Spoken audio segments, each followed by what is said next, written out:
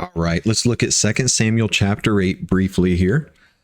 Chapter 8 tells us about a lot of victories that David had over the surrounding nations.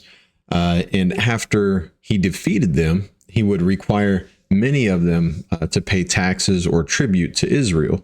We see that all throughout this chapter. The precious metals that he got, the gold, the bronze, the silver, he dedicated all of that to the Lord. And, this is not a complete list of David's victories, but the point of this chapter is to show that David has secured his borders in all directions, and the Lord's given him rest at this period in time. So the first verse there is talking about Gath. We're familiar with Gath is where Goliath was from. And we know that even though here it says Metheg Amma, we can see in Chronicles that is just a different name for the town of Gath. So David took Gath right off the bat. He defeated Moab. We read about that in the second verse. Verses 3-8, we can see how he defeated Aram. And then verses 13 and 14, we can see that David defeated Edom.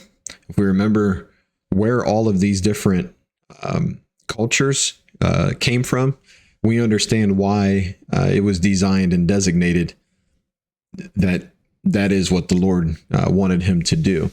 So the real question here with chapter 8, since it seems like it's just recapping some old war stories, some war victories, and then at the end it gives us the name of David's cabinet, his officials for his rulership. But the real point here in chapter 8 of 1 Samuel or 2 Samuel is, so it ends with this acknowledgement that David was a noble ruler, because it says he administered justice and equity to all his people. Let's get to there. And that is really the crux of it is we have David being a right ruler right after Saul's rulership. And we know that Saul wasn't exactly a good ruler. He was not a godly ruler. But we can see in verse 15 there that David reigned over all Israel, and David administered justice and equity to all his people. So we have a good ruler. So the emphasis here of this chapter, I believe, is that under, at least for this point in time for us in our culture, under right and righteous leadership, the Lord fought their battles for them. And if we trust and obey him, he'll fight our battles for us. And I'm not so much talking about physical war victories. That's not really how I'm relating this. It's our spiritual battles, the battles that actually matter. He will fight physical battles for us if it's in his will to do that. If we're truly working in his will, he will assist us in that also, just like he did for David. But more spiritually, as where I'm leaning on to, is we need to trust and obey and let him take care of our spiritual battles for us. And that will give us peace. David had peace from his enemies there.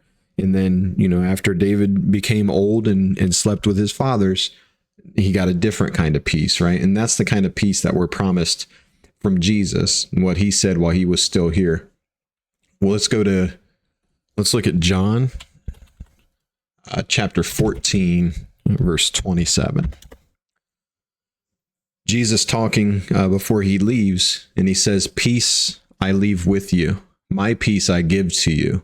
Not as the world gives, do I give you." Right? Not as the world gives, because that can come and go. It can be temperamental, really.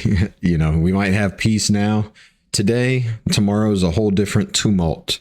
And then maybe peace the next day, and then some catastrophe the day after. No, we're talking about the peace that Jesus gives is an eternal peace.